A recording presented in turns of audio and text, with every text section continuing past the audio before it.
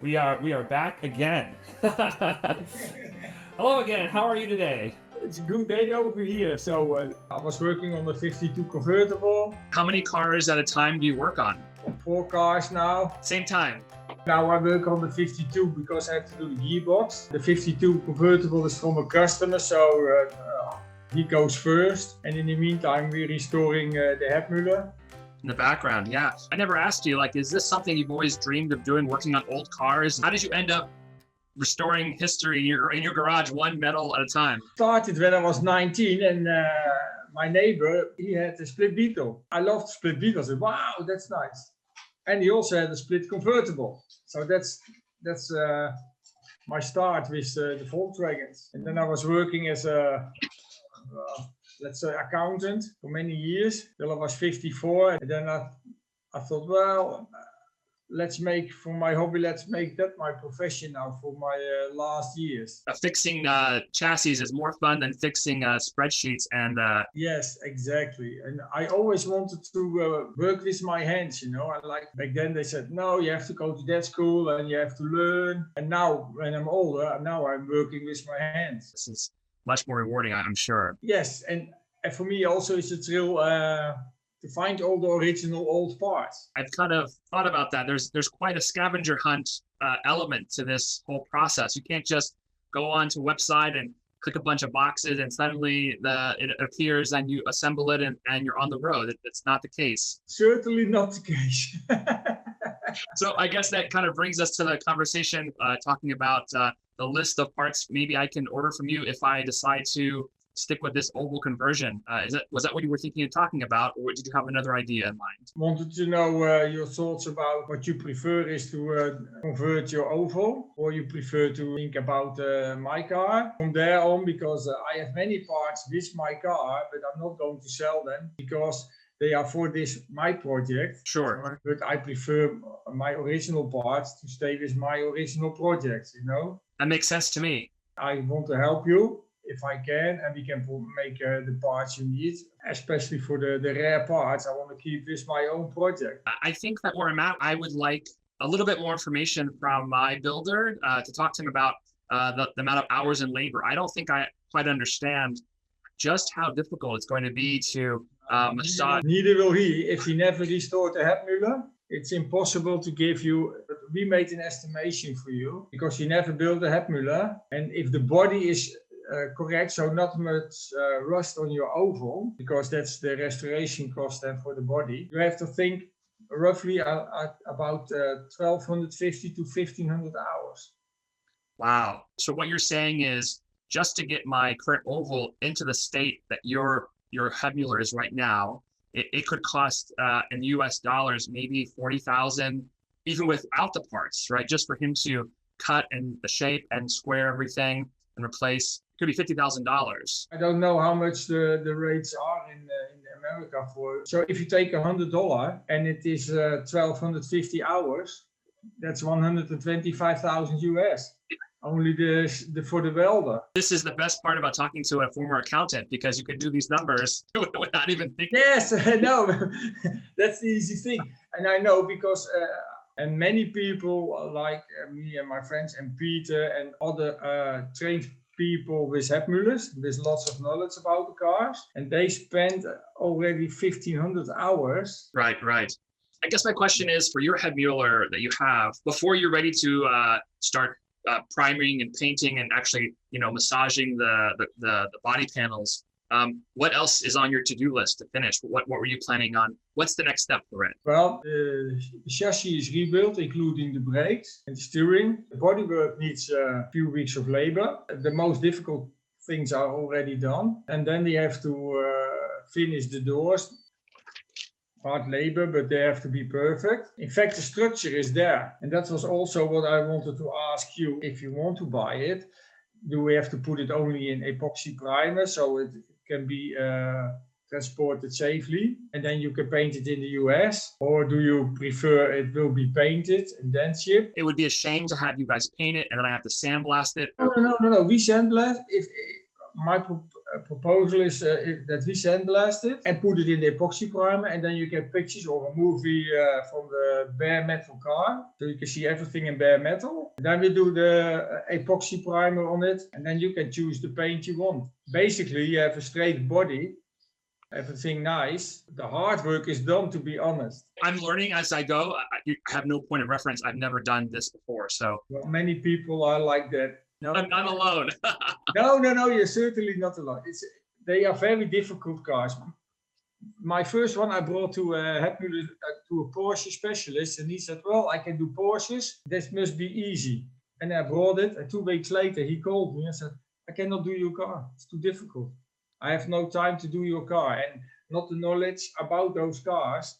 And then I said, okay, and then thank you for your honesty, and I picked it up again. Wow. So they are difficult. It looks like a Beetle, but the difficulties are in the things you will not see when it's painted and when the roof is on, but only to make the roof work properly. So many adjustments you have to do and measurements. Crazy. Because, yes, it's a crazy adventure. And luckily we've done a few, so now we know. Right. And my proposal was that you have a complete, in fact, you have a complete Hebmüller for the bodywork, inclusive the fenders. What you're saying is we would get it back and it would be sealed, sealer would be on, and then we would go into high build and blocking and sanding and all of the additional work that goes into a epoxy sealer, and then you choose the color, and then I'm reading off the list, as you can tell. And then the color and the clear sheet, and you cut and buff it some more. And then finally, when it's done, then you reassemble everything, fit the wiring harness and put the cloth on and all the trim and everything, and final installation of the motor.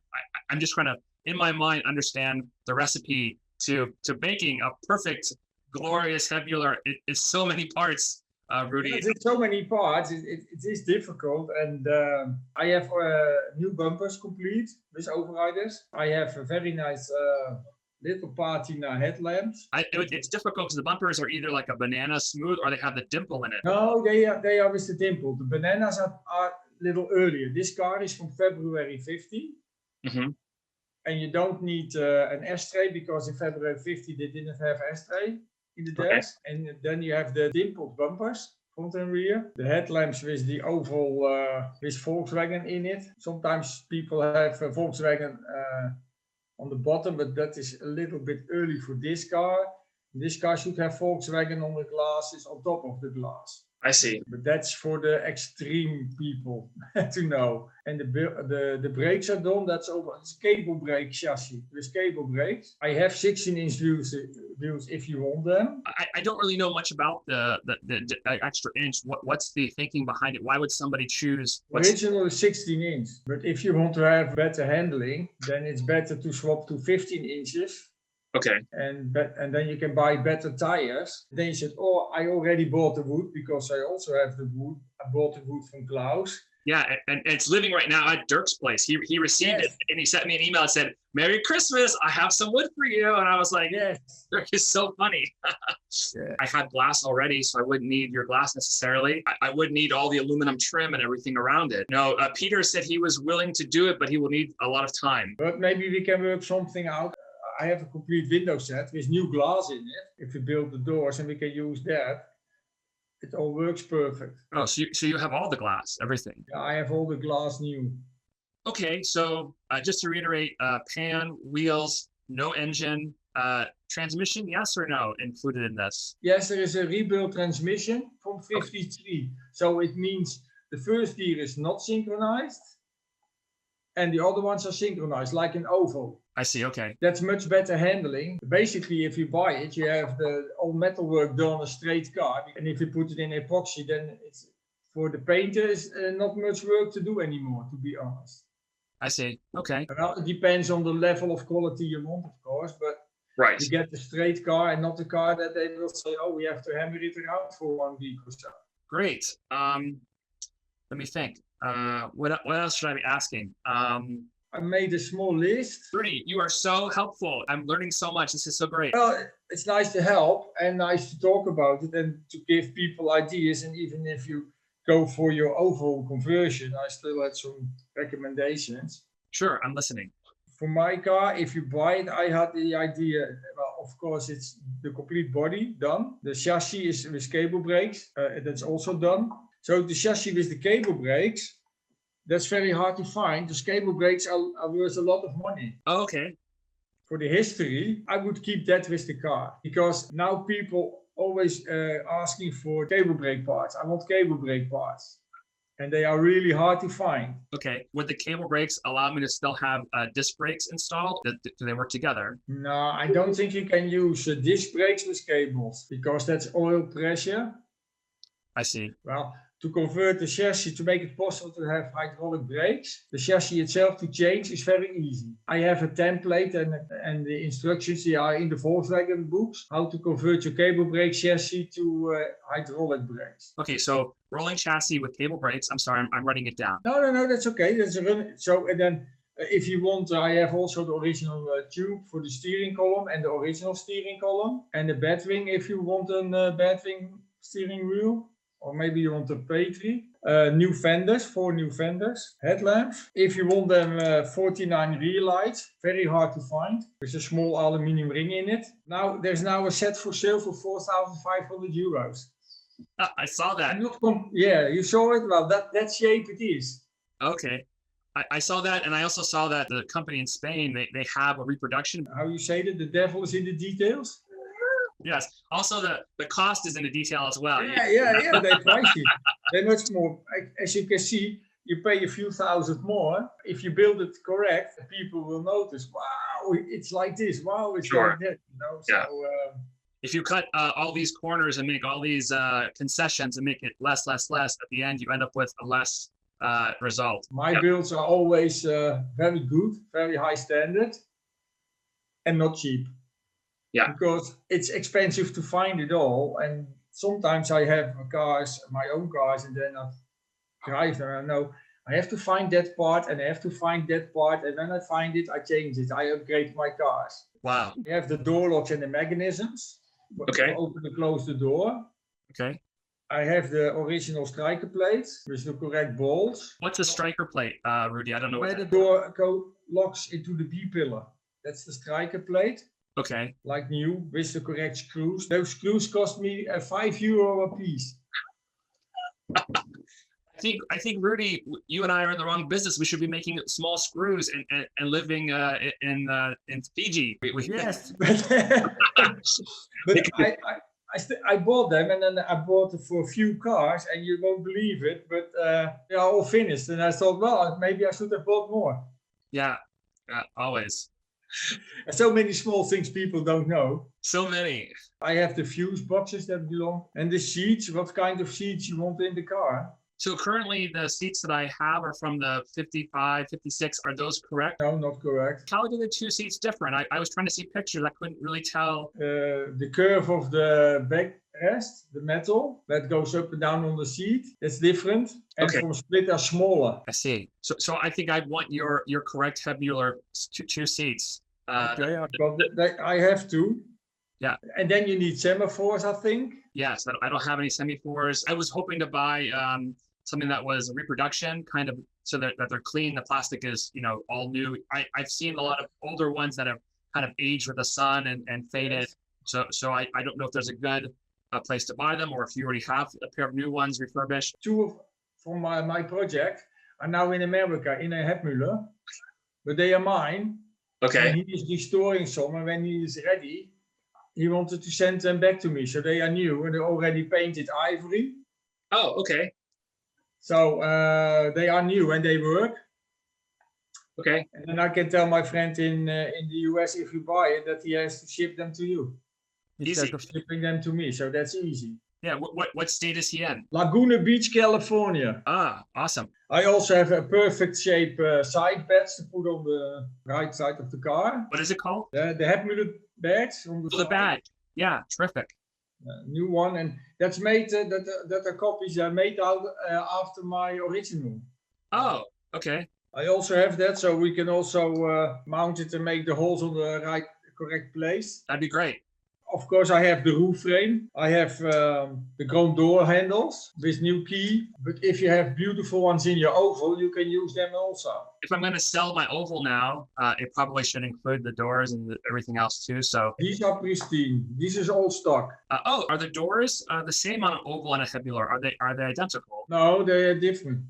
Okay. Well, then if you have an early oval, really early one, then the inside is almost the same. But ovals have the two-piece door glasses already with the vent glass. For Hebmüller, it has to be changed anyway. And if you have the split Beetle, the curve is one the same. And if you have the oval door, the last end is the curve is different. You understand? I think so. Yeah. But ultimately, if you have the correct handles and their chrome is correct and you have the key, I would just go with yours because that's one less thing to figure out. What we also can do, then we use these handles.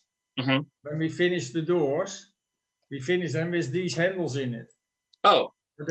So everything works perfect, you know. And then I just take it apart and have them paint it. Perfect. I also have the original new door rubbers. Okay, yeah, that makes sense, right? Basically, it's a very complete car. That would be the dream. Yes, and I have the original dashboard with the clock.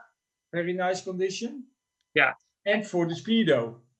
Okay, and I think also for the glove box, you had mentioned doors or not doors. I think doors is a smart thing for convertible because, woof, everything will fly out. Yes, and the good thing is you can lock them, and when you leave the car with the roof open, yeah, and you have your for example your wallet or your phone, and you put it in, you close the box. Yeah, nobody can take it away in a second. Yeah, that's smart. So I think I will do that. You mentioned the glove box being metal, and I don't need it. This one that you have, are they cardboard? I have two original cardboard glove boxes in it, but you also wanted the doors and the alu frames for the complete dash section. Yes. I have some, but maybe if you buy the doors from Spain, for you it's cheaper if you buy the replica boxes and the frames and the alu and the locks all at once. Okay, so I'll do that. Because these old cardboard boxes, we like to buy them, but they are expensive, and then they have to be fixed, and that's also very expensive to make them perfect. Yeah, I figured if we just had the metal, it would last a lot longer than cardboard, and it can be a little cheaper too. No, but metal dashboards is for till June 49. That would be my advice. It's cheaper and nice. Then you have a good product. And they can put the cloth from the roof is to going into the box. On the inside part, right? Inside. Yeah. Okay. They from the inside from the roof is in the card box. Oh, okay. It's the liner inside the cardboard, the glove box. I see. Okay. Right. That's on the luxury. If you have a standard Beetle, it's not, and the Lux Beetle. But for the split Beetle, they use the cloth from the seats, but Hebmüller used the cloth from the roof. Got it. Okay. Yeah, I was gonna do maybe like powder coating metal boxes, but you're saying not to do that, so I won't do that. Well, it's not period correct. It's your car, but it's not period correct. I'd like to make a suggestion, and your face gets like, "Oh no, don't do that." Sorry. No, it's great. It's great because I don't have anybody else to ask. I asked some people, but you know this because you built so many of them. So this is great. Okay. Terrific. Yeah, and I'm very straightforward. So sometimes people say, "Oh, you're very direct." The more direct you are and more clear, the less confusion and the better. So I still enjoy the conversation and all the information, and I think your directness it comes across very genuine. I would say so. It's fantastic. Yeah. Okay. Thank you. Yeah, and I have to translate it for you. It's easy. Yeah. How many languages do you speak, Rudy? Well, Dutch, English, and German, but my German is not so good as English. German is very hard. Well, that's the languages I speak, and I know a few words of French, but I cannot communicate in French. Sure, maybe like just on the menu, you can order various things, and that's it, right? I know what the beer is in France, for example, or the things from the food. Most things we know, and we know what petrol is and that sort of thing, gas. Yeah, I speak English and I speak a little bit of Vietnamese on the menu. The menu. I can order, very like, oh, this one. My accent is terrible and my pronunciation is awful. Yeah. Is your wife Vietnamese? Yes. That's good. So also a different culture. Yeah, so very excited about this this car. And when I told her that I met somebody, and she was like, "Wait, you can just buy his car now, and this whole thing will be over with. we can Yes. call it finished." She was so excited Yes. because She prefers that. She wants like, to buy the car. she's like, if you buy it now, we can just stop all this crazy madness and all the hours you spend just researching and just one price and done. And I was like, yeah, but then the journey and the experience, you're not gonna have the whole adventure. And she's like, but it's finished though, we're done. Yeah. Well, she is right. To be in a way, she is right. Yeah. No, Rudy, you know that she is always right. We know this. Yeah, women are always right. Yes. And so I told her about the story, and she's like, "Well, learn more about it, and if you like it, it makes sense, and Rudy wants to sell it still, then you should do it." As far as this Heb, you have a chassis number that is an authentic Hebmüller number, Yes. and you also have some kind of birth certificate or paperwork as well. I have the birth certificate. I have all the letters that confirm it's a Hebmüller and the production date. So I have that all. Oh, that's terrific. That makes it all the more special and authentic. It's a legitimate car then. Before you got it, where was the car? You got it from a different country, and you brought it to you, or you bought it in Germany? I bought it in France, and I bought it many years ago, and now I decided to do it, and still has the French documents. Yeah, and the person who had it before you in France, they only had it for maybe 10, 15 years. They bought from somebody else, or is this the original owner? No, he was not the original owner, and he bought it also. But I don't speak French, and there was a Belgian guy with me, and he translated. But he was more enthusiastic. He wanted to buy a Kubelwagen from that guy, and so he was more talking about the Kubel than about my car. So I was just sitting at the table, and sometimes I laughed and I thought, what's this all about? I don't know, but I've got what I want. Yeah, for sure. No, I like to hear the story. So this gentleman in France had this car 7 years ago. I bought it in Paris. In Paris, okay. Even more exciting. And then you bought it and brought it back to your home, and you've been doing work on it for the last 7 years, on and off when you had time. What a great story. Yes, it's nice. Well, if you buy it at the end, every Hebmüller is a beautiful car. Yes. And for me, that's the most valuable Volkswagen is, and the most beautiful car, because we just love the shape. Yeah. And some of my friends said, well, I prefer to buy the split Beetle convertible. Well, okay, I've got that also. I restored it. That was very bad. I bought it in Sweden from a friend, and that was 15 years upside down in the woods. And I told Marianne, I bought that car, and I showed her pictures. She said, that's not the car. That's not, you will never get that done. I said, oh yes, I will, because it was upside down. Yes. Everything what normally was rusted was okay, and everything what was normally is the top of the doors, etc. That's normally okay. But this was all rotten. The whole top was gone, everything. Wow. So I said, but the underneath structure is all original. Wow. Okay. Yes. I picked that car up with my father in Sweden. It was a long trip. And do you also want the original alu trimming on it? So this is the part of the belt line all around, right? They were talking about. Yeah. I'm okay buying reproduction. I always thought the original sometimes looks maybe damaged or has to be. They are damaged always. Yeah. And you can buy it from Ricardo in Argentina. He has the ads on the Samba. Yeah. And he also provides the two sections for Hebmüller. Oh. For the deck lid, because that you need that also. My advice would be, if you buy the complete set from him for the running boards, the trimming, the split Beetle trimming, for the long hood, you have to say long hood. Okay. And he makes very nice, I know. If I'm going to spend all this money and make this adventure into it, it's cheaper than buying original ones and repair them. Yeah, I think so. And if you put them on the car, you don't see the difference. They are very good. Smart. Yes. Thank you for the good advice.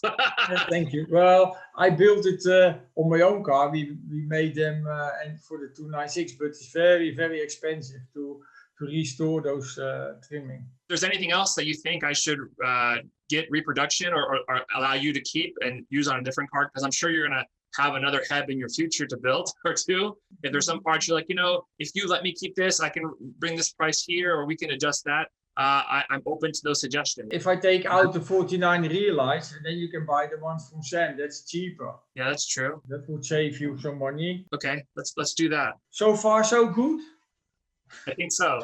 Yeah, so far so good. What do you think to finish the car before you could send it to me in primer? Would you need 2 months or what? Yeah, something like that. We think it's possible, but if you wait long, maybe then it will be later. Right. Because I don't want to push him if it's not necessary. Makes sense. So for me, there is no rush, because if you don't buy it, I'm fine with it. It's my car. Yeah.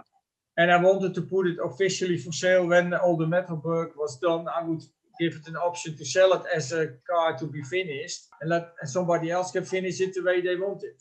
Yeah, and that's a better custom deal anyway. I don't see any negatives towards this process with you. I think that it's the smarter way to go. I think ultimately the surprises that I would be in for to convert my oval with someone who's never done it before is going to be very challenging, and may even defeat them. Like you said, the Porsche person, as your example, said he couldn't do it. I would hate to find myself in a place where I purchased, $40,000-$50,000 worth of parts from all over Europe, sent them here, and then we get into it, and then it's like, oh no, what do we do? That would be very heartbreaking. And so we can't avoid all that if we do it this way instead. So, yeah. But it all depends if you really want it or not.